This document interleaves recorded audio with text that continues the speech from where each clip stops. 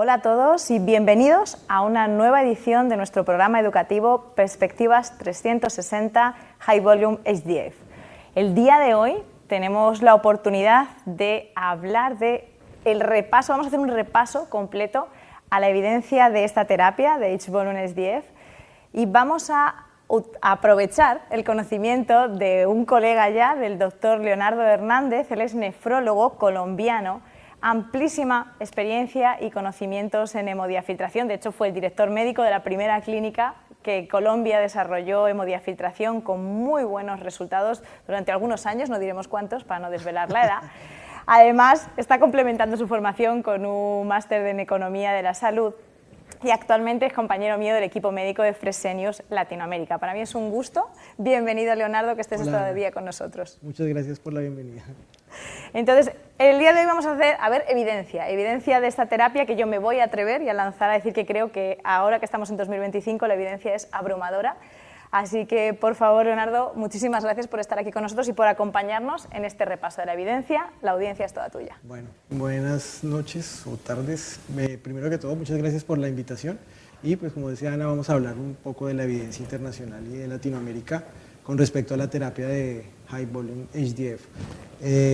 Pues, para empezar, un camino, cómo llegamos hasta acá, que ya estamos en el 2025, pero digamos que estas fechas marcan hitos en la historia de la hemodiafiltración y en su evolución como terapia desde los años 40, cuando empieza como terapia para solamente ultrafiltración y remover toxinas urémicas, pasando a la diafiltración en los años 60 y la hemodiafiltración en los años 70 y el desarrollo de los años 80 de la hemodiafiltración en línea, que es como que empieza como tal el camino de lo que hoy conocemos como la terapia de HDF de alto volumen.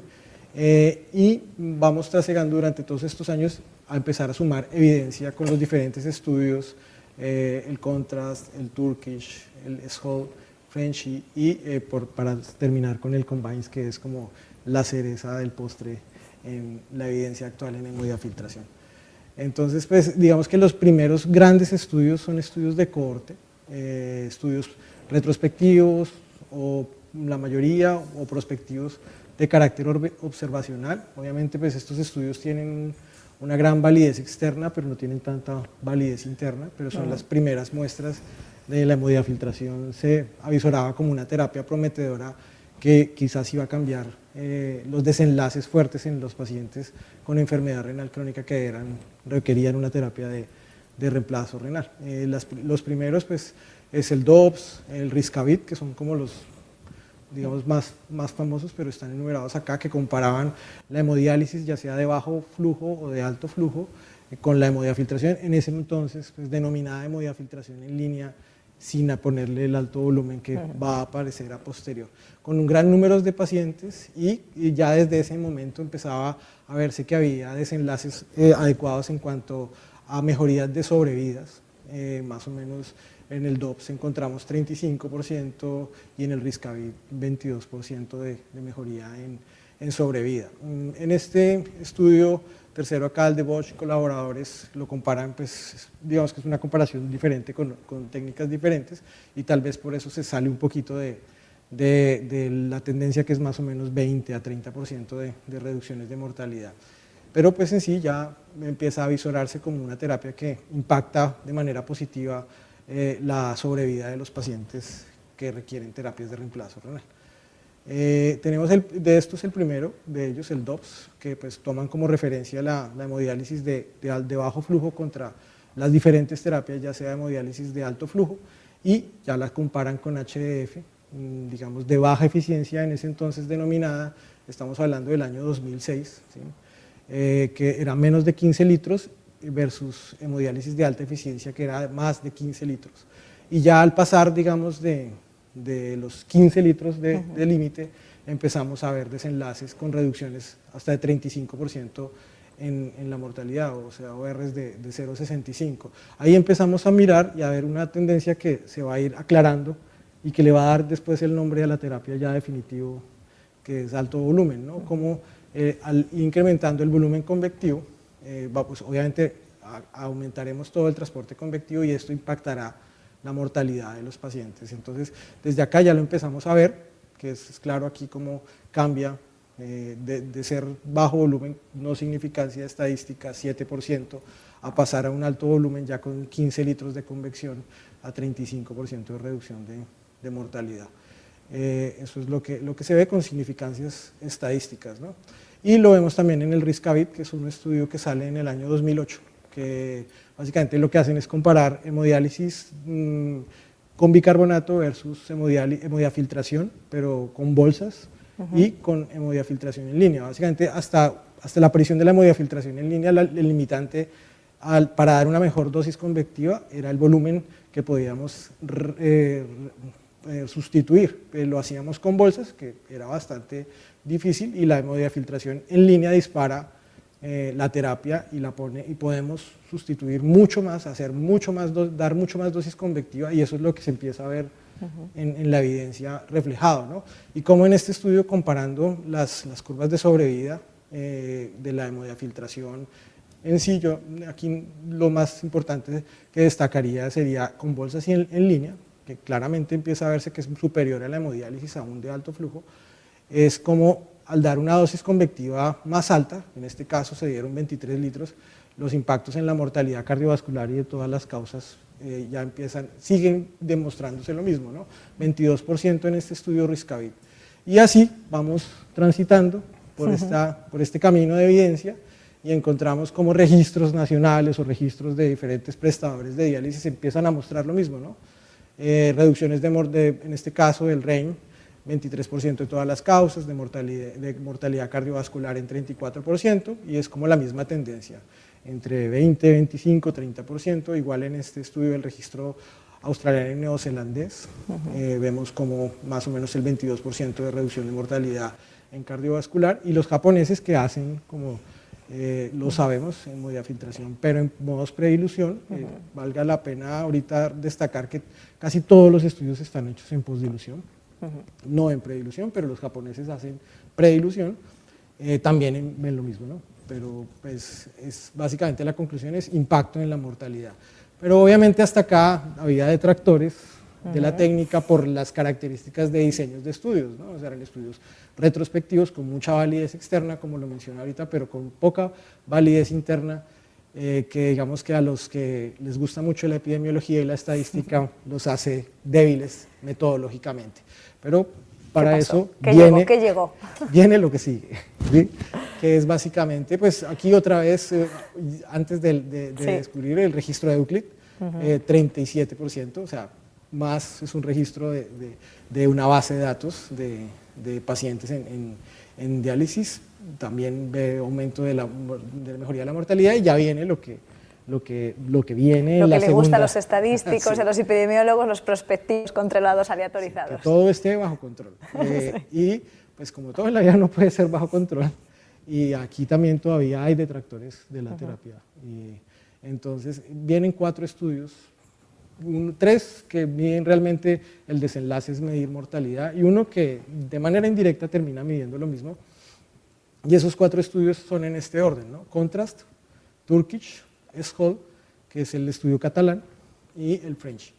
Básicamente van seguidos casi del año 2012 al 2014, 15 aproximadamente, y con muestras muy similares, con poblaciones muy homogéneas. Estudios que son RCTs, pero no son ciegos, no se puede cegar este tipo de estudios. Digamos que eso les quitaría, pero se sabe que ese sesgo va a haberlo porque es evidente qué terapia se le va a dar a cada paciente, con periodos de seguimiento de entre aproximadamente 2 años y de entrada volúmenes metas de convección de 24 litros, de 18 litros, pero ahí no se sabía muy bien hacia dónde íbamos. Era como buscando esa dosis la convectiva. Dosis, descubrir, ¿sí?, la dosis. Y el momento en el cual se veía el impacto, y lo vamos a ver ahorita, ¿sí? Cómo se pensaba que esta era la dosis target, y la dosis realmente entregada, donde se vieron los desenlaces, estaba por encima de 18 más o menos, que es lo que vamos a ver. Y que, digamos, los detractores de estos estudios lo critican porque fueron análisis post-hoc, después de haber, no fue lo inicial, y eso metodológicamente puede dar algunos sesgos, porque se evalúa una cosa después de pensar evaluar otra, pero empezamos a ver una tendencia y empezamos a ver algo que era importante, que era lograr el volumen. Que no sabíamos la dosis, es como en distintos fármacos, que si damos un fármaco a una dosis inadecuada no hace el efecto esperado. Exactamente, teníamos una terapia que en la teoría era una terapia, o es una terapia buena. Teóricamente sabemos que aclarando moléculas más grandes podemos ver mejores desenlaces, y de hecho los estudios previos a esto, que eran en anemia, en inflamación, lo empezamos a ver. El Riscavit lo pone en interleuquinas también ahí, pero no lo pudimos ver reflejado en lo que nos gusta, en lo que les gusta. Hasta un poquito después. Sí, hasta un poquito después. Entonces, pues es esto lo que empezamos a ver, es como la conclusión, la tendencia es que el volumen es lo que importa, y es lo que le va a dar el nombre definitivo a nuestra terapia. Entonces empezamos a ver los desenlaces a partir de 18, y los estudios miden, los 3 primeros miden causas total, mortalidad total, a diferencia del Turkish, que mide eventos cardiovasculares aparte, y el Frenchy realmente es para mirar, lo diseñan es para mirar tolerancia a intradiálisis, pero también dentro de uno de los hallazgos de los desenlaces secundarios encuentran desenlaces favorables en mortalidad. Y los resultados de estos 4 estudios, que ahorita los voy a mostrar un poquito mejor, son que inicialmente en el estudio Contrast y en el Turkish no encontraron diferencias en todas las mortalidades, pero cuando hicieron los análisis post-hoc y subieron las dosis, corrieron el límite del volumen convectivo hacia la derecha, es decir, hacia más, empezaron a encontrar reducciones de la mortalidad y empezaron a encontrar desenlaces favorables, que era lo que se estaba pues, buscando. En el Frenchy pues, encontraron que había mejor estabilidad hemodinámica, y como endpoint secundario encontraron que por encima de 20 litros de volumen convectivo mejoraba la mortalidad. Entonces voy a desmenuzar un poquito rápidamente los estudios. Está el Contrast, que es lo que significa ese estudio de transporte convectivo, desarrollado en Canadá, en Holanda y en Noruega. ¿Sí? Y inicialmente pues, esta gráfica de esta curva de sobrevivencia no muestra diferencia, porque es lo que se ve en general, ¿sí? Pero cuando ya nos vamos y dividen en tertiles las dosis convectivas por debajo de 18, entre 18 y 21 y por encima casi de los 22, aquí es donde se ve la diferencia que se ve aquí en la lupita.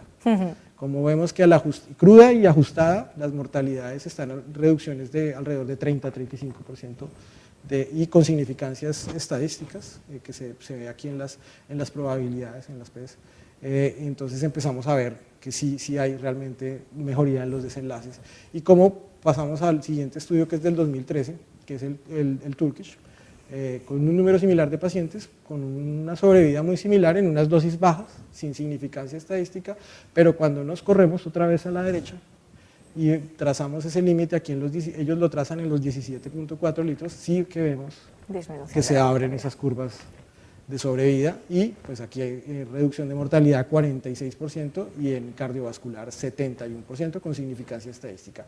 Pues aquí estamos empezando a buscar como la dosis, el punto de corte que lo vamos a encontrar ahora más adelante. Y pues el estudio yo diría que como que el estudio bandera de la... Muy bien. El estudio español, el estudio español. Sol. Sí, ese Le es. pongamos la bandera. Del doctor Maduel, del grupo del doctor Maduel, Sí. el estudio catalán también conocido, el SCOL. No vamos a entrar en ese tema, vamos por los resultados. Vamos a meternos en política, pero básicamente este estudio sí de entrada muestra porque la dosis de promedio, la media de dosis de transporte convectivo fueron 23.7 litros, ¿no? Entonces ya empezamos a hablar aquí de más flujo y empezamos a ver desenlaces, ¿no? Y ellos se encuentran en mortalidad bruta, total, reducciones del 30%. ¿Sí? No tuvieron que hacer tantos estudios post-hoc, cuando los hicieron se mejoró más la cosa, el panorama mejor, o sea, entre más dosis convectiva mejor, eso pues obviamente en el capítulo de principios de la diálisis, de la hemodiafiltración lo habrán visto, depende del tiempo y del flujo de bomba y bueno, los dializadores y todos los parámetros, los requerimientos que se quieren, pero lo empiezan a ver. Y aquí sí ya que clavamos la bandera española y decimos, estamos bien con la hemodiafiltración. Entonces lo volvemos a ver. Y en el resto de desenlaces que no eran los primarios, lo vemos 33% de reducción de muerte cardiovascular, 55% de mortalidad infecciosa, y tal vez es uno de los que con el COMAINS muestra hospitalizaciones, pocos que no los miden sus desenlaces, 22% de reducción de hospitalización y un punto que parece que es Sí, que lo hemos como olvidado. brutal, 61% de reducción de mortalidad, stroke, de eventos cerebrovasculares, que pues obviamente para todos es sabido que nuestros pacientes mueren es por cardiovascular, infecciones y las hospitalizaciones, o sea que realmente estamos poniendo un paso adelante en lo que es un cambio en eso que no encontrábamos nunca y durante tanto tiempo buscamos, que era mejorar los desenlaces fuertes o duros de la terapia, de las terapias extracorpóreas. Nuevamente un resumen grande de los estudios, muchos pacientes. Aquí los detractores de este estudio es que lo compararon con bajo flujo, pero ya aquí cuando lo comparamos con hemodiálisis de alto flujo vemos lo mismo, son los mismos desenlaces y todos dependientes de dosis, ya con los análisis post-hoc, todos dependientes de dosis por encima de 20 litros y cuando subieron en el SCOL la dosis a 25 litros, 45%, o sea 15% más de reducción en la mortalidad, que realmente es brutal. Y pues de aquí ya lo que hay que hacer es estar pendientes, es del volumen. Ya ahí teníamos la brújula y nos dirigía a ese norte que son los 23 litros de la terapia de alto volumen y todo siempre se pregunta es de dónde salió, de dónde salieron, por qué fijaron esos 23 litros. Y pues la respuesta es esta, es el metaanálisis, el POLET, digamos que lo que hicieron fue juntar toda esta evidencia para hacer una revisión sistemática con metaanálisis y darle un poquito más de peso, unir toda esta cantidad de pacientes, 2.700 pacientes recolectados en todos los estudios y pues los desenlaces que se buscan, ¿no? Toda mortalidad de todas las causas, mortalidad cardiovascular, infecciones y muerte súbita, y en todos sí que se vieron impactos, o sea, aquí 22% de reducción de mortalidad ajustada de todas las causas, cardiovascular 31% de reducción de mortalidad y pues aquí, aunque pasa sobre el famoso 1, sí se ve algo de impacto en infecciones y muerte súbita, o sea que realmente, y de aquí sale el corte de los 23 litros, porque si lo vemos acá, ellos hicieron el ajuste de los ORs, de los odds radio a cada dosis convectiva, menos de 19 a 23 litros y más de 23 litros por sesión, ¿no? Por sesión de diálisis. Hay otros que hablan de dosis semanales, sí. pero digamos que aquí es por sesión y vamos a verlo más adelante en el COMAINS que sí tienen en cuenta que los pacientes sean adherentes, ¿no? Entonces, pero con los 23 litros es donde se encuentran los infartos y es de donde sale, de aquí donde nace el término de hemodiafiltración en línea de alto volumen, en inglés High Volume HDF, Entonces, lo que les decía, trataban de homogenizar 50-50 en cada terapia, los 4 estudios, pues, base, pilares de esto, de la terapia y los desenlaces. 27% de reducción de mortalidad de todas las causas sin ajustar, que al ajustarla, al hacer los análisis multivariados para ajustes, bajó a 22%, y de igual manera la cardiovascular, 31% sin ajuste y 29% de reducción de mortalidad cardiovascular ya ajustando, haciendo los ajustes multivariados que se hacen para darles un poco más de validez. 2016, a partir del año 2016 empezamos a hablar del logo. de High Volume SDF, de modificación de alto volumen. A estas alturas yo creo que hay evidencia suficiente. Por ejemplo, yo estaba trabajando en España, ya llevábamos muchos años, o sea, antes de tener incluso el estudio LSOL ya estábamos haciendo HDF, pero a estas alturas ya estamos convencidos. Aquí ya, si uno no... La evidencia está ahí, estudios prospectivos, aleatorizados, sabemos que el volumen era un factor clave, pero llegó algo más. Llegó algo más, llegó la cereza en el pastel. Para convencer a quien faltaba por convencer. Sí, porque los detractores de la terapia y quienes les gusta mucho la parte metodológica de los estudios lo criticaban por los análisis post-hoc de todos estos estudios. Yo lo escuché alguna vez el término que era como sacarle el jugo a la fruta. O sea, entonces se diseñó un estudio para precisamente eso, tratar de controlar, de darle más validez interna, y aquí aparece, bueno, esto es ¿de dónde viene la dosis, la alta dosis? De dónde viene la alta dosis, donde aquí se ve la dosis de corte, ¿sí? Y cómo se ve el pico máximo, pues, de los desenlaces. Entonces, claramente la terapia, como hacíamos hace 40 años, o como se pasó hace 40 años con las difusivas, en el KTB, encontramos ese punto donde realmente están los desenlaces. Y creo que todavía no hemos encontrado el techo de la terapia, pero digamos que tenemos el piso, quién sabe el techo a dónde pare. Entonces aquí salen los 23 y viene en el 2023 llega el Convince, o Combines, o Convince en español. ¿Sí? Publicado en el New England Journal of Medicine, o sea, top 23, año 23, y pues es un proyecto de la Unión Europea, pues está avalado, financiado, digamos, y es muy serio, o sea, no está solamente financiado por industrias, sino hay un montón de actores imparciales para darle más peso aún a los resultados de la terapia. Y vemos aquí como pues, el diseño del estudio, que es un estudio de un RCT, y el objetivo principal era determinar la mortalidad por todas las causas. También de aquí, que no va a ser el tema de la charla, ahí se van a ver beneficios o se van a ver desenlaces en calidad de vida y resultados de costo-efectividad, que es bastante importante para los tomadores de decisiones, pero que, digamos, no lo vamos Hablaremos de calidad de vida en otra sesión. Sí, no lo haré yo.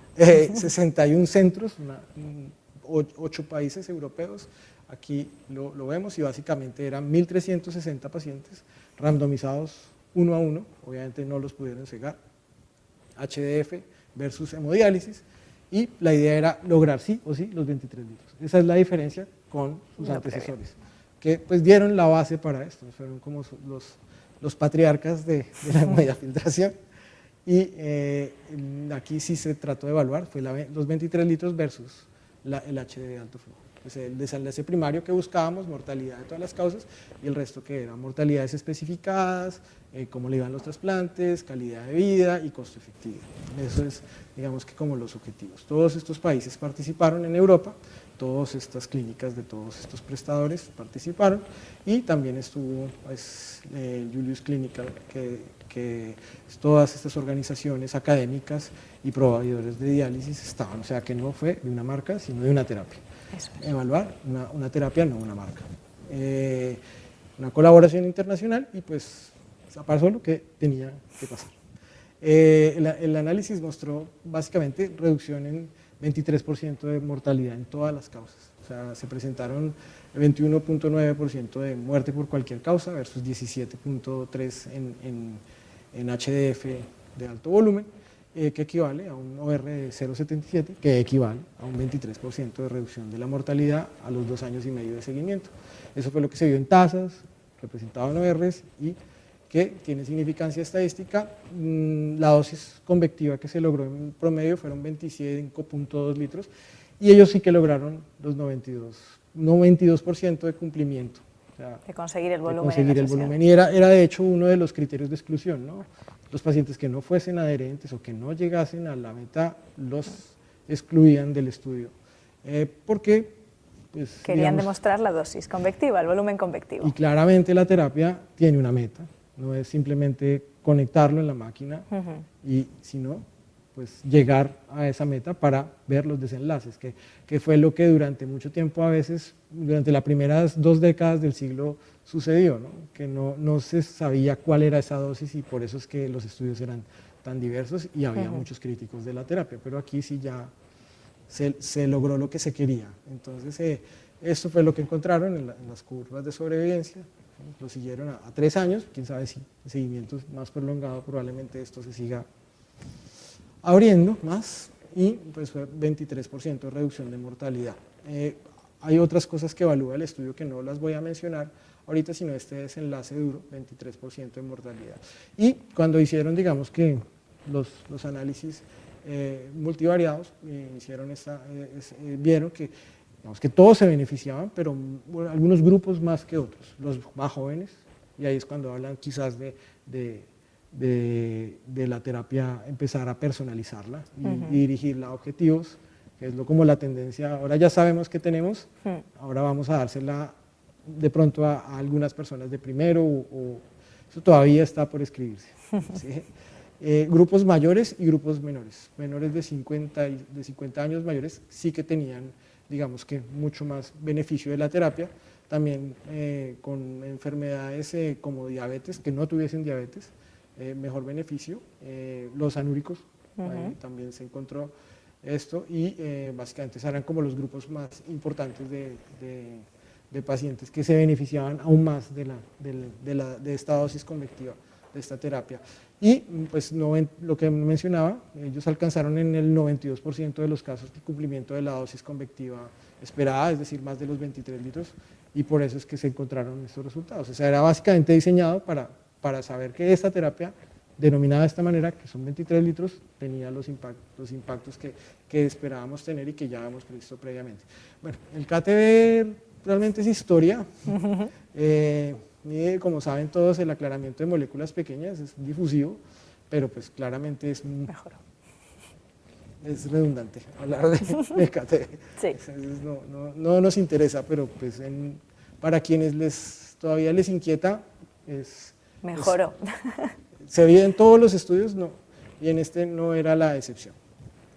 Y que me pareció bastante importante, es como sí que hay 2 parámetros, que bueno, lo hablarán en el módulo cuando vayan a hablar de ecuación, pero ellos lo tocaron acá.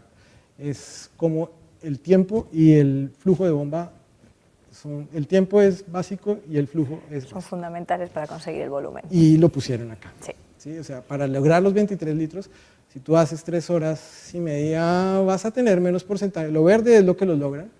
Y si mira como el tiempo de 3.5, miren como el tiempo de 3.5, si le recorto tiempo al paciente, quizás no voy a tener tantos pacientes llegando a esos 23 litros, que es donde voy a encontrar realmente los desenlaces buenos, le voy a dar el beneficio al paciente, y como al ir incrementando el tiempo, voy a ir aumentando esa cantidad de pacientes que voy a lograr. Eso me pareció un punto clave como para convencer a los que no creen que el tiempo es importante y un factor. Importante. Va a quedar claro, en la edición de cómo prescribir hablamos y mostramos la evidencia de que el tiempo es un factor independiente a hemodiafiltración, hemodiálisis de bajo o de alto flujo. Sí. Es un factor independiente de supervivencia, entonces no deberíamos jamás sacrificar el tiempo de diálisis. De hecho, ahora se intenta dar cada vez más tiempo de diálisis. Nadie está recortando los tiempos, están aumentándose. Así es, pero bueno, ellos ya lo demostraron, ya nos lo mostraron. Quien no crea no tiene que ser un acto de fe, los números están. El tiempo importa. Y es bastante importante, es otro de los hallazgos. Y ya, pues... Una cosita que quería aprovechar y preguntarte, porque sorprendió que los resultados de hospitalización en CONVINS no saliesen estadísticamente significativos, que no bajase la hospitalización, como habíamos visto en el estudio SOL. Pero claro, creo que merece la pena rescatar, tuvimos la publicación en junio de 2023, que fue en el Congreso Europeo, Pero, ¿cómo se desarrolla este estudio? Este estudio empieza el reclutamiento en 2018, sobre todo en 2019, ¿y qué ocurre en marzo de 2020? Bueno, en Europa un poquito antes, aquí fue en Latinoamérica en marzo, pero fue pandemia, entonces este estudio, casi todo, bueno, casi no, todo el estudio ha sido afectado por pandemia, y de ahí los propios autores de la publicación hablan de, también sorprendió que el resultado de mortalidad cardiovascular, pero, esto hablando con el doctor Cano, lo dicen, o sea, no vamos a poder ir para atrás para saber si ese paciente que murió con un infarto, pero tenía la PCR de COVID positiva, fue puesto por epidemiología, todo el mundo fallecía por COVID, entonces hay que destacar que este estudio se hizo en pandemia y que eso ha impactado claramente, porque bajaba la mortalidad infecciosa. Entonces, es un factor para que lo tengamos en cuenta en el contexto en el que se ha desarrollado Convince, y en pandemia se han conseguido estos resultados. Es cierto, y más teniendo en cuenta también, adicional a eso, que los pacientes en in-center, los pacientes sometidos a terapias en centro, no tenían aislamientos. No, tenían que salir Entonces, al tenían centro que salir a con una encontrarse exposición con otros pacientes que quizás estaban infectados, y sí que murieron pacientes en pandemia, y a pesar de esto, por eso, para que lo tengamos en el contexto. Sí, de acuerdo. Entonces, dicho eso, ya empieza a dispararse un mundo de editoriales. Y por eso está de acá, que es muy diciente, ¿no? Que si ya se convencieron, ¿no? Pero convénceles un poco más. Hemodiafiltración filtración para todos. Entonces, pues lo que buscaron, o sea, lo que dicen acá es que para tratar de lograr los desenlaces, en un periodo de 3 años, necesitaría uno tratar 21 pacientes de HD, para poder lograr el desenlace que se logra en uno en HDF, o sea que eso es bastante contundente. Y imagínate, sí, y lo que tú dices me parece súper importante, si fue en pandemia, ¿cómo será post pandemia? O sea, que ya sabemos para dónde vamos, y lo que viene, o sea, yo pensaría que lo que viene es lo que va a mostrar eso que tú estás mencionando, pero claramente es una terapia superior, por todo, desde la teoría hasta la evidencia, es contundente. Y pues para eso vienen después de esto los metaanálisis de lo que ya teníamos, incluyendo el Convince. Igual, pues sigue mostrando básicamente la tendencia es la misma, mortalidad, o sea, es que en todos lados y cualquiera que lo analice termina mostrando lo mismo, ¿no? Acá pues es casi sin reducción de 50%, están como por acá, ¿no? La mayoría entre 20, 22, 25% de reducciones de mortalidad a favor del HDF. Acá está pues, toda la evidencia de heterogenicidades que no son tan grandes como pasa con otros estudios en nefrología, que tienen poblaciones muy diferentes. Esto no se presenta acá, o sea que eso le da aún más peso. También mortalidades cardiovasculares, igual, más o menos lo mismo, ¿no? Lo ve uno acá en 25%, 22%, básicamente, este metaanálisis. Y lo que hablábamos, 29% de reducción de mortalidad, 19% de reducción de mortalidad de las causas, 25% de reducción cardiovascular e infecciosa, a pesar de la pandemia, 31% de reducción de mortalidad infecciosa, o sea que claramente sí, creo que no hay duda, ¿no? de esto, realmente es una terapia abrumadora, como en pocos años se logró posicionar y logró cambiar marcar los resultados, la perspectiva de la terapia. Igual otro para aún más contundencia, igual más o menos todos, pues obviamente van a mostrar lo mismo, pues son los mismos estudios, 25-20% de reducción de mortalidad cardiovascular y de todas las causas, acá está, a favor de la hemodiafiltración, y nuevamente pues exactamente lo mismo, este metaanálisis igual, 16%, cardiovascular 22%, o sea, está más que claro, y aquí como estratificado ya por los diferentes valores de transporte convectivo de 19 hasta 23 o menos de 19, como si al ir incrementando, que era lo que veíamos al principio y que criticaban, irnos corriendo hacia la derecha para encontrar esa dosis, al ponerla en 23, todo cambió. Todo cambió y vemos esto, ¿no?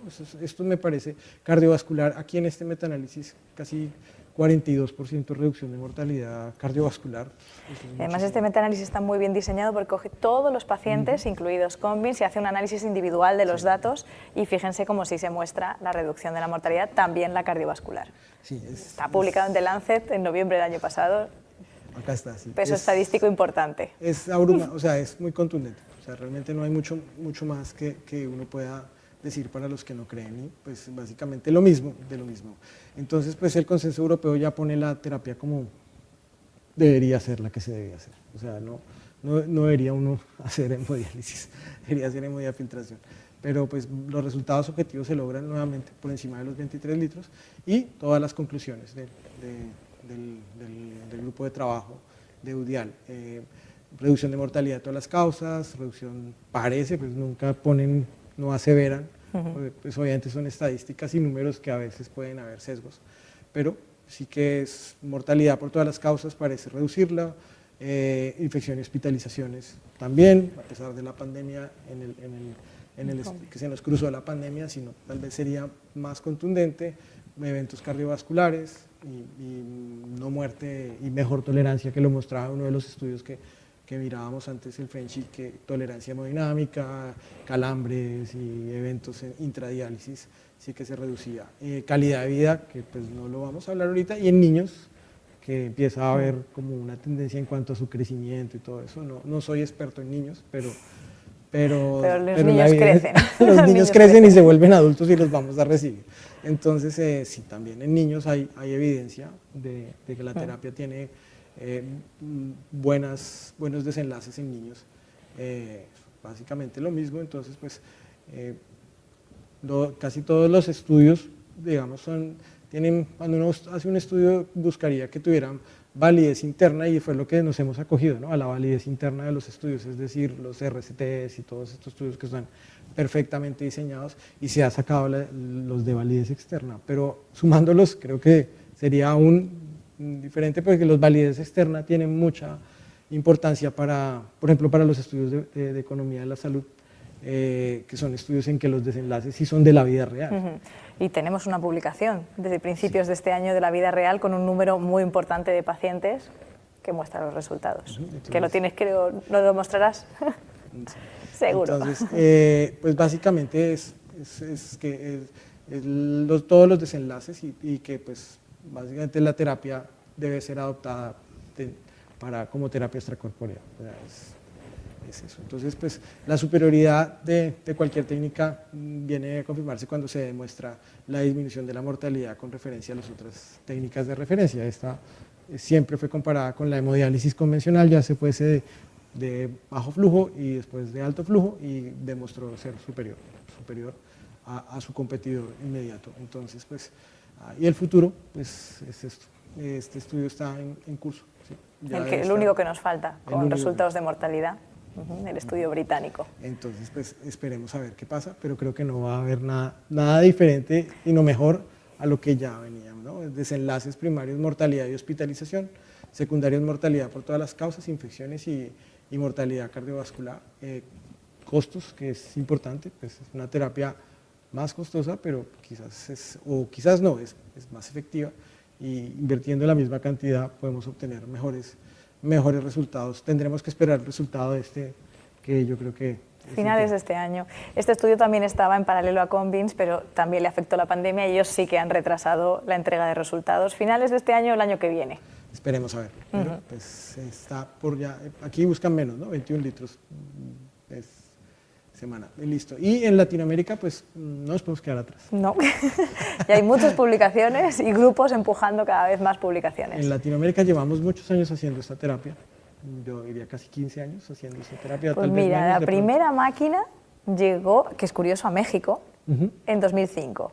Y luego Argentina, que tuvo un despegar un poquito más rápido, entre comillas, Argentina, Colombia, y luego ya Brasil, toda la región, casi todos los países de la región tienen experiencia con hemodiafiltración. Sí, ya tenemos, pues ahorita o se hablará en uno de los apartes de las transmisiones. Latinoamérica tenemos muy buena experiencia. El problema de los latinoamericanos, tú que... Yo no me voy a pronunciar. Es que no nos gusta registrar lo que hacemos. No tenemos sistemas de información tan buenos y básicos. No tienen herramientas que les faciliten registrar. Sí, desafortunadamente. Pero aún así, tenemos. Sí hay, pero pudiésemos, con la experiencia, la cantidad de pacientes que hemos tratado en América Latina, pudiéramos tener cosas muy fuertes e incluso similares. Y a pesar de eso encontramos lo mismo que han encontrado los que tienen también recursos, ¿no?, para hacer esto. Incluso ahora cuando muestres los datos, los porcentajes de reducción de mortalidad son mayores, que podríamos hablar de los distintos sistemas sanitarios y de cómo están cuidados los pacientes, pero los impactos son mayores de lo que vemos en los resultados europeos. Sí, pero también ahí el tema es el diseño de los estudios. También, ¿no? pero bueno, muéstranos y no entramos en esa parte. Estos son todo el camino que hablábamos ahorita, de la primera máquina que mencionaba la doctora Aguilar. 2005, por acá estamos nosotros, los colombianos. En el 2008 llegaron las primeras máquinas y como pues empezamos a adquirir experiencia y empezamos a hacer publicaciones. Hay publicaciones de todo tipo, ¿no? Hay publicaciones con moléculas, con PCR, por ahí un estudio tuyo de chiquitín de PCR y empezamos a ver lo mismo. Los argentinos muy juiciosos, el doctor Pudu tal vez lo mencione en sus charlas, un registro muy bueno, con estadística inferencial muy bueno, muy juiciosos y con desenlaces muy similares a lo que encuentra uno en cualquier otra parte del mundo. Ya lo mencionarán, creo que sí, nos lo contará el doctor Pudu. Colombia, Luis Valderrama, saludos al doctor Valderrama, el grupo del doctor Valderrama, con el grupo de nefrólogos y médicos de Colombia que trabajaron este estudio en 26 centros colombianos, más o menos el 70% de los pacientes en Colombia eran sometidos a HDF que estaban en InCenter, y encontraron lo que tú decías. Pues aquí se ve claramente que con significancia estadística, pues obviamente es un estudio retrospectivo, ¿sí? Para tratar de corregirlo hicieron un apareo, un propensity score matching, que en este caso fueron 3-1, si no estoy mal, ¿sí? Y encontraron reducción de 55% de mortalidad de todas las causas, es con significancia estadística entre las dos terapias, porque en Colombia en ese tiempo se hacía HD de alto flujo y HDF, las compararon. O sea que sí es como lo que se comparó en sus contrapartes del resto del mundo, entonces europeas, ¿no? Básicamente. Eso fue lo que se encontró acá. Ecuador también lo hizo, lo presentó la doctora Tamayo en el Congreso Mundial de Nefrología en Argentina, ¿no? Fue en 2024. Igual, un estudio muy parecido al de Colombia, también en clínicas Fresenius, 14 clínicas Fresenius, un grupo bastante grande de pacientes, por acá debe estar más de 4.000 pacientes. Más de 4.000 pacientes. Hicieron también un propensity score matching y encontraron básicamente lo mismo, exactamente igual. Se encontraron reducciones, aquí en este caso fueron 42% de reducción de mortalidad de todas las causas, que es para nada no respetable. O sea que lo mismo, cuando una cosa pasa en varias partes del mundo de manera separada es porque así es. El registro argentino que te hablaba, que me parece buenísimo, acá se ve la HDF en línea, la mencionan acá, en punticos verdes, y comparadas con las otras dos terapias que ellos no hacen diferencial aquí, alto flujo, bajo flujo, sino solamente lo ponen como HD convencional, en la línea del tiempo desde el año 14 que empezaron a registrar hasta ahorita, como aquí sí, en muerte por todas las causas se ve que la terapia es mucho mejor, superior la HDF a sus contrapesos, ¿no? Entonces, esto también ellos lo evidenciaron, igual, aquí se ve como 49%, también muy similar todo lo que hemos encontrado en Latinoamérica, ¿no? Es muy similar. O sea, en clínicas Fresenius, básicamente, cómo se ve que todas las tendencias están, en Europa están entre 25 o 30%, y en América vemos 40-50. No sé, será el tamaño de las personas, tal vez.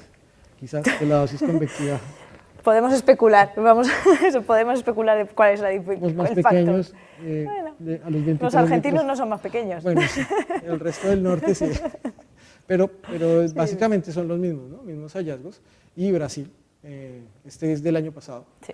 Aquí pues lo que se ve en la mayoría de literatura publicada, menos consumo de eritropoyetina, mejor hemoglobina, mayor nivel de hemoglobina por encima de 10, todo lo de metabolismo mineral y óseo asociado a enfermedad renal crónica, PTH, básicamente mejor, y ellos también hacen un propensity score match para tratar de igualar los grupos, por lo que para quitarle un poquito el sesgo por el diseño del estudio, y ven exactamente lo mismo.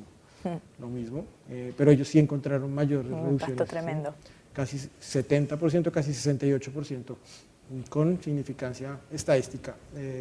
Y de igual manera aquí encontraron todos básicamente es lo mismo, ¿no? Sí, estos además están publicados hace unos días, Sí, el mes 25, pasado y este es de ahora, de está principios de caliente. junio. Sí, este está calientico y acá lo mismo se ve, por 27%, 34%, y bueno, aquí no lograron la mortalidad infecciosa. Quizás también se cruzó la pospandemia y la pandemia en el seguimiento porque tienen... Pero fíjate el número de pacientes. Sí, 8.000, pero Brasil es medio continente, o, sea, o más.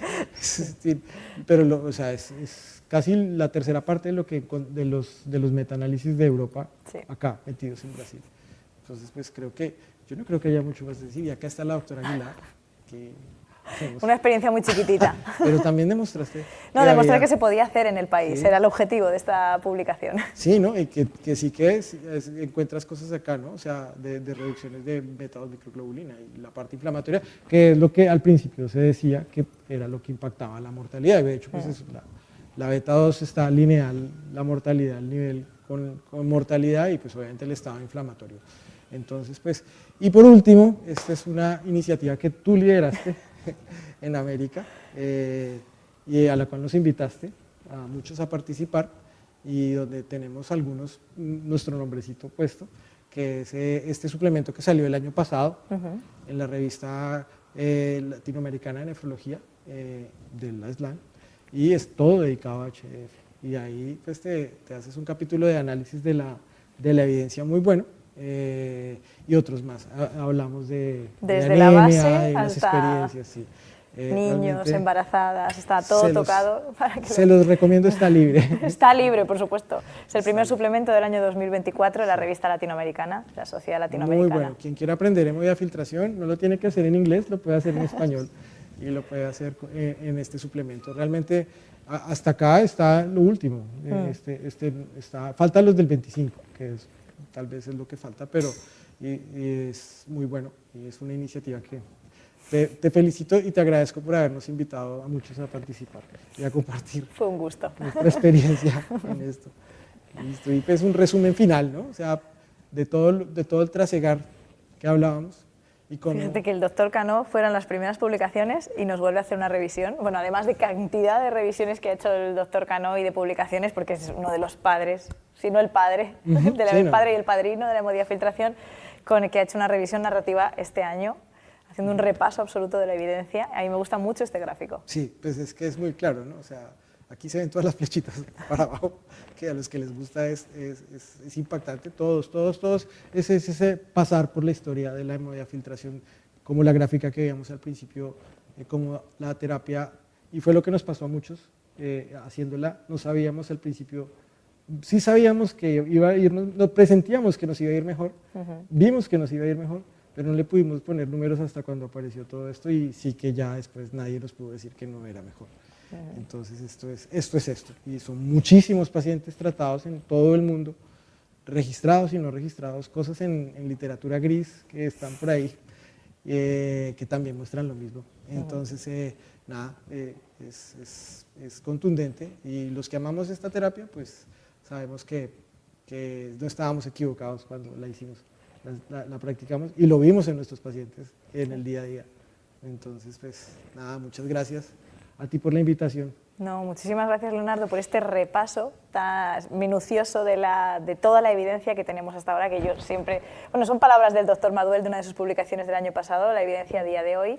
Es abrumadora y el doctor Stripoli nos daba como un jalón de orejas de por qué no la estamos llevando a nuestras salas de diálisis y a un mayor porcentaje de pacientes. Muchas gracias por hacernos esta revisión de la literatura y ahora vamos a dar paso a la audiencia a que nos disparen con preguntas para intentar solucionarlas. Somos todo oídos. Todo oído.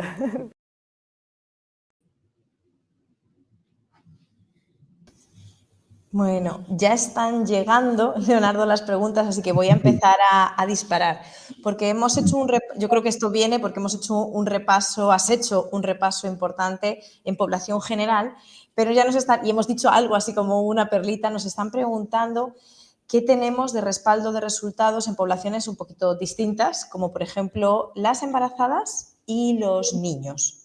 Empieza por Ok. la que desees.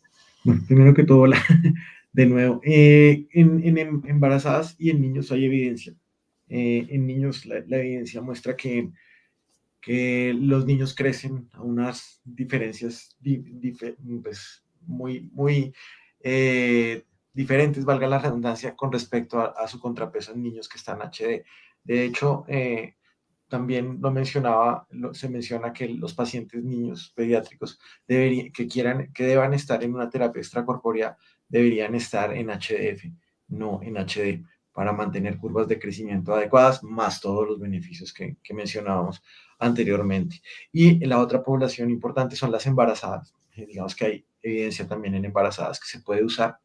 Digamos que pues como también en la hemodiálisis, la cantidad de horas semanales de terapia debe incrementarse en el embarazo de 20 a 24 horas de HDF.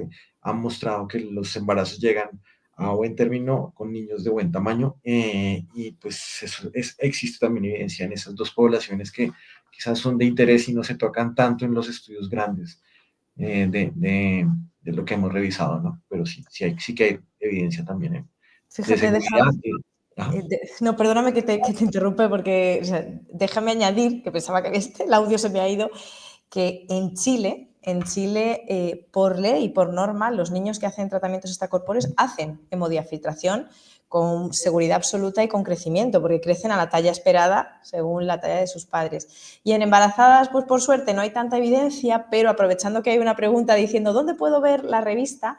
La revista, ese suplemento del que hablaba Leonardo, es el primer suplemento de la revista latinoamericana, que ustedes lo buscan en internet, en la página del SLAN, ahí está. Y hay un capítulo de niños y embarazadas donde se recogen las experiencias con las embarazadas, porque la verdad es que no hay muchísimas publicaciones al respecto, pero como dice el doc, los resultados son muy buenos, lo que se hace es lo mismo, diaria, de 4 a 6 horas, y ahí lo que hay que vigilar es lo bien que dializamos a la paciente y sobre todo los suplementos, que a veces hay que suplementar fósforo y Sí, calcio, para que ustedes lo sepan de esto de mis embarazadas que sufrí. Pero los resultados, la pregunta, doctor Hernández, es si eran resultados buenos y si lo podían aplicar con seguridad.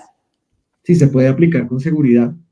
Realmente, digo, las embarazadas son más horas, o sea, pasamos de 12 casi al doble, 20, 24, eso también se hace en HD, pero pues en HDF los resultados son diferentes.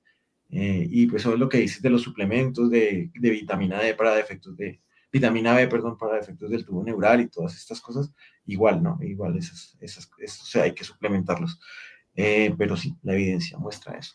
Y con respecto a la revista, sí está libre de buscar el Sí, es que suplemento. ha habido preguntas después. Otra pregunta que nos llega aquí más yendo al tipo de estudios, y yo creo que están preguntando cuál es el papel de los estudios observacionales, porque hemos repetido y ha repetido hasta los ensayos con poder estadístico, pero los estudios observacionales son los estudios de la vida real.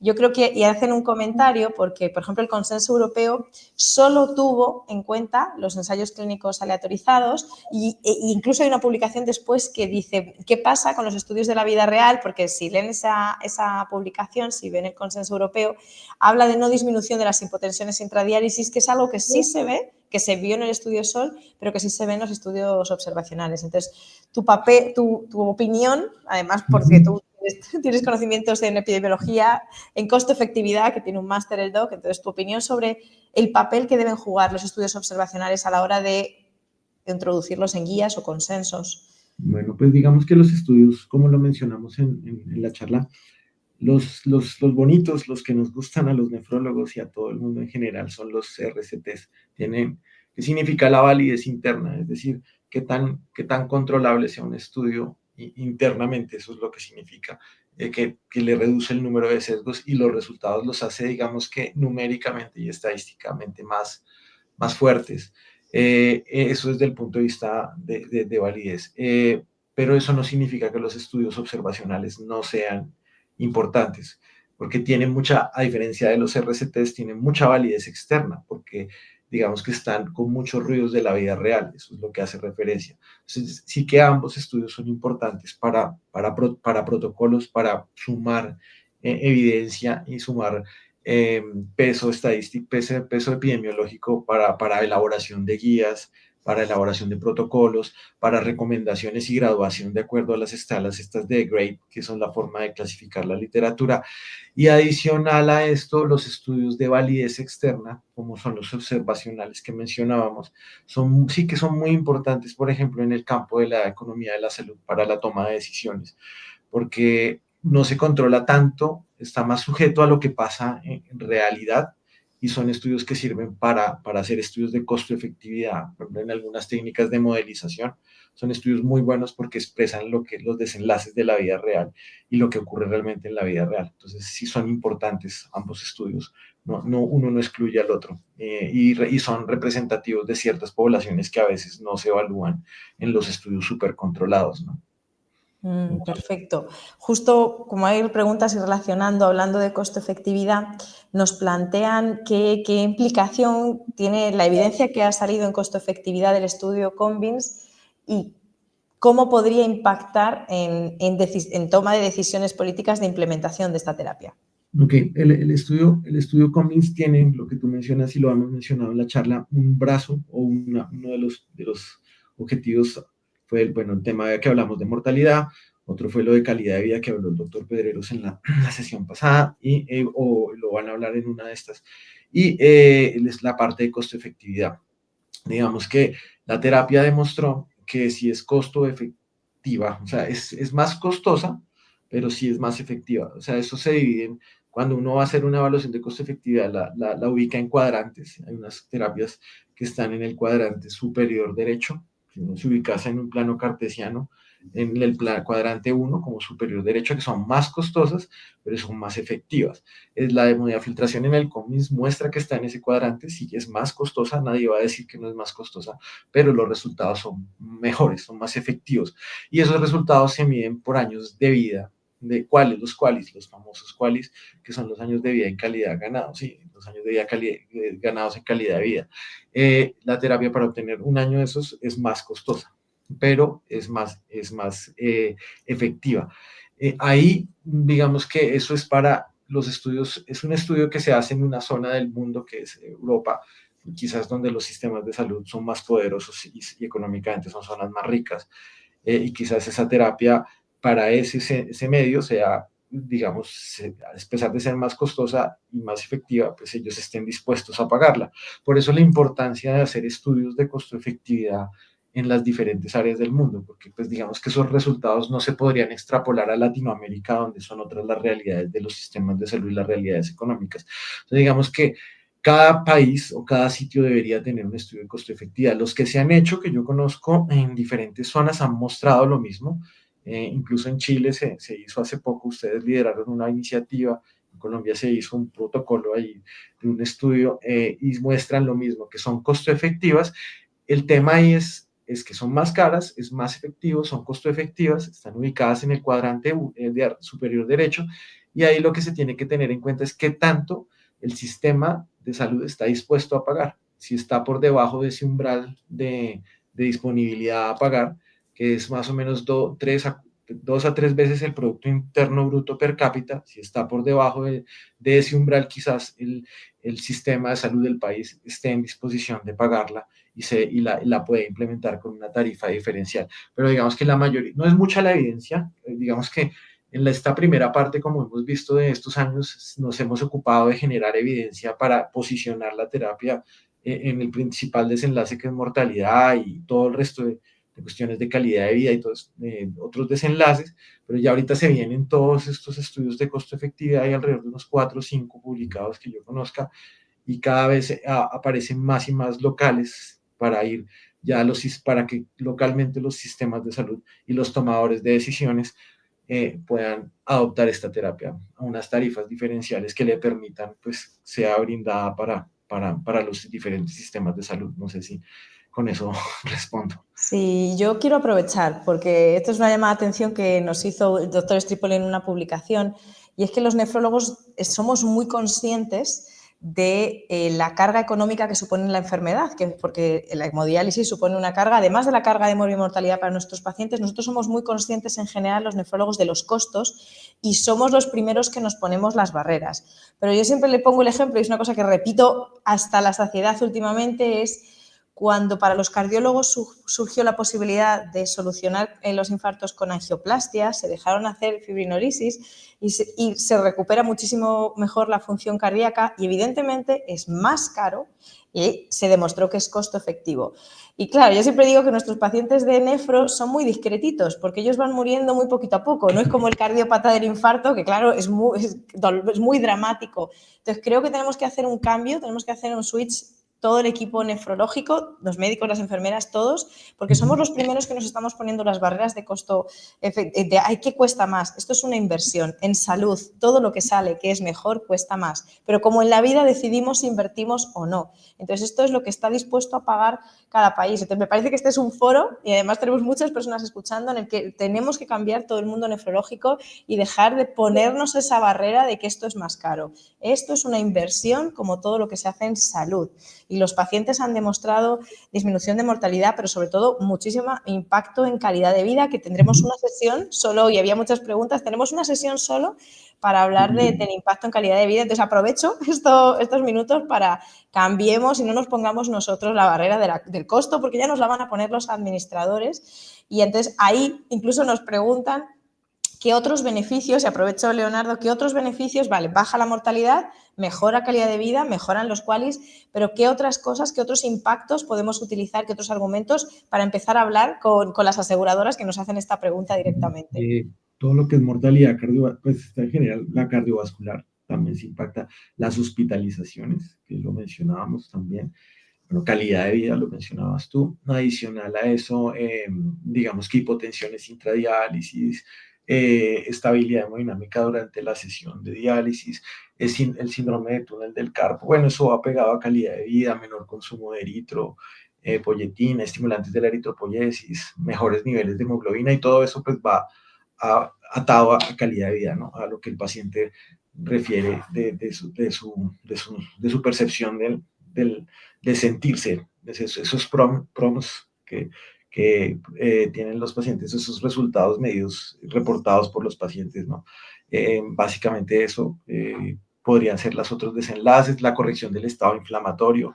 Allá ahí nos tenemos que ir quizás a los estudios estos mecanicísticos que nos mostraban cómo las toxinas iban bajando, también la composición corporal, digamos, cómo los pacientes incrementan cuando se evalúa con impedanciometría la composición corporal, como estos pacientes, al igual que en HD, que salen de la uremia, incrementan su peso, ganan peso, pero como los de HDF en estudios con impedancio, comparando las terapias, esa ganancia de peso es a expensas de masa magra, de músculo, y no en grasa, tanto a grasa como pasa en los pacientes, pues que sí ganan peso, pero en músculo, pero también ganan bastante grasa los de HD, o sea, la composición corporal también es diferente.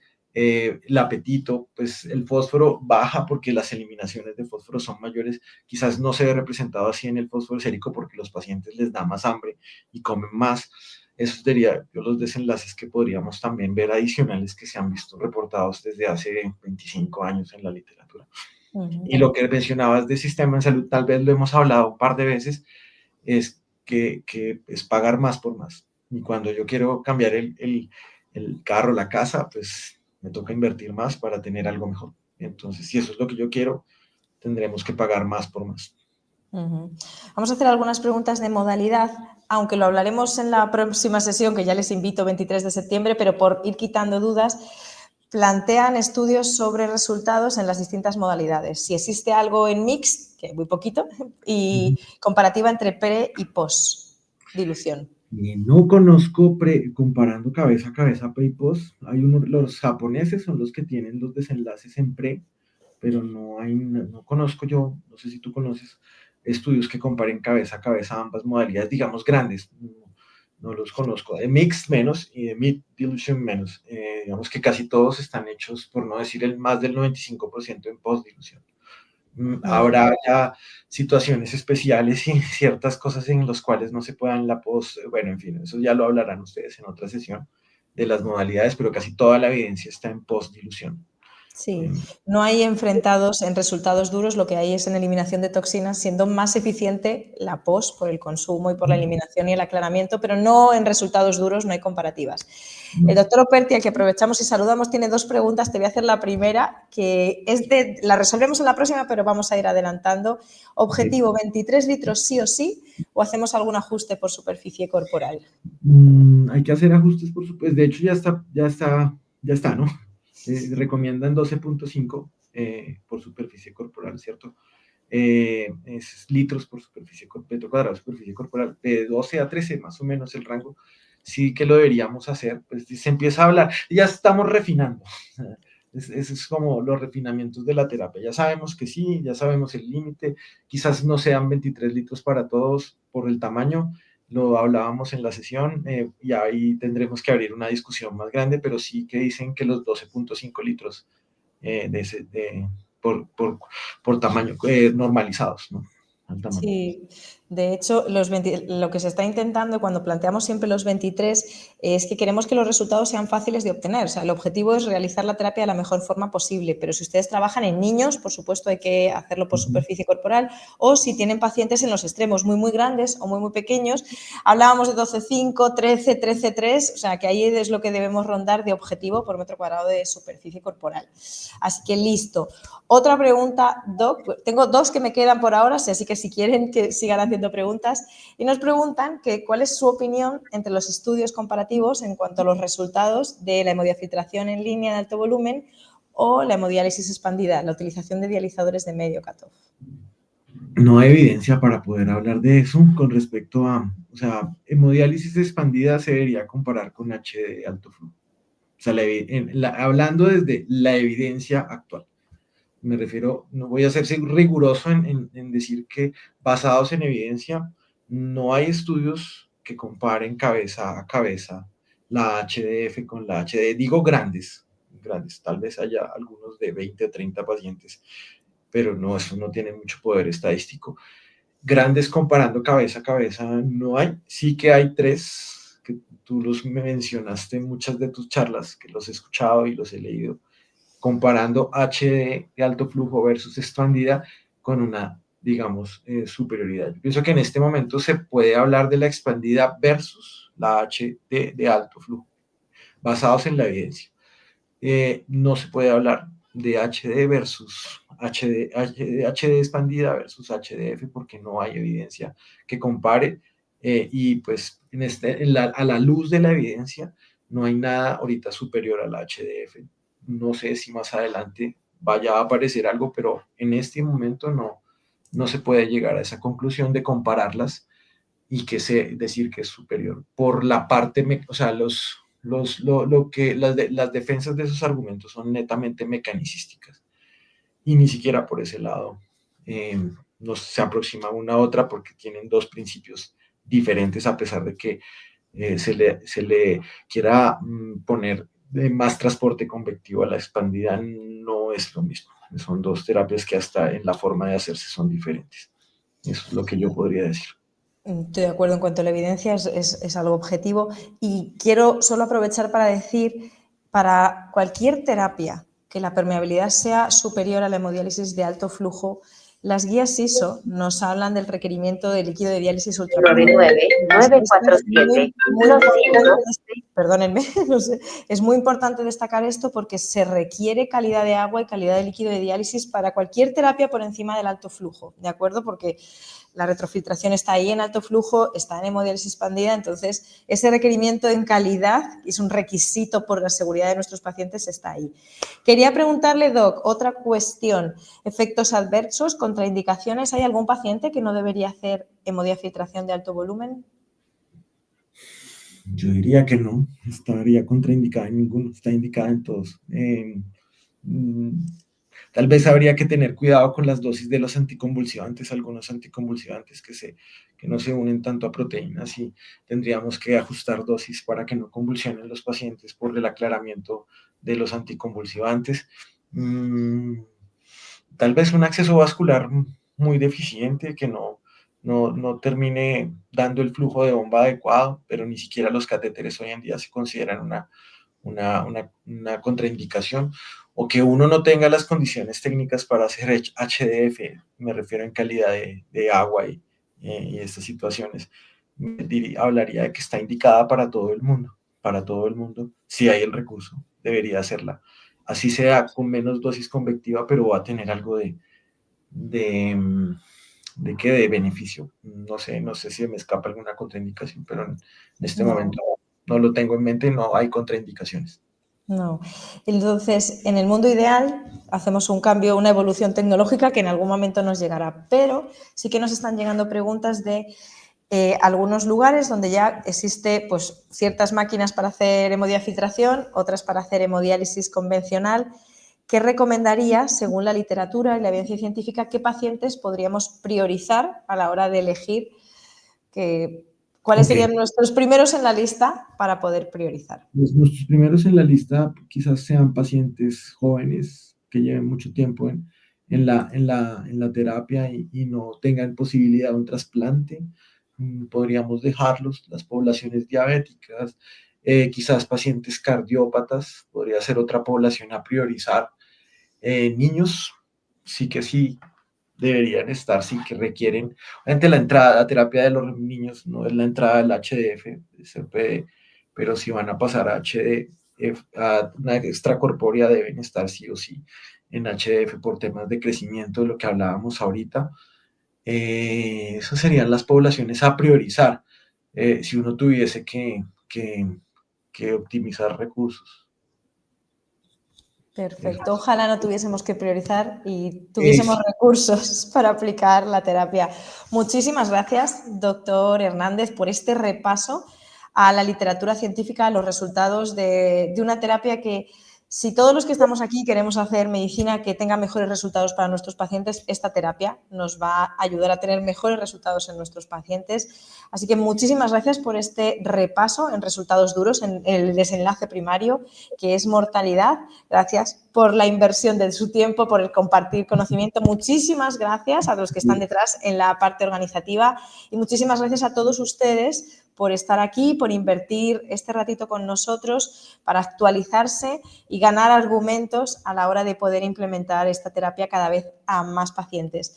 ¿Qué me queda? Invitarles a la próxima sesión. En la próxima sesión vamos con el doctor Marcelo Pudú, él es argentino, muchísimos lo conocerán, ha protagonizado la implementación de hemodiafiltración en Argentina, uno de los países con más número de pacientes, aunque Brasil es ahora mismo el país con más pacientes en la región, pero con una de las experiencias en implementación más grandes, con muy buenos resultados, que van a ver los resultados del registro argentino. Así que invitados, bienvenidos, les esperamos el martes 23 de septiembre, para ver la parte más práctica de implementar la terapia y hacerla realidad en sus salas de diálisis. Muchísimas gracias a todos y muy buenas noches. Bueno, chao, hasta luego, que estén bien. Buenas noches.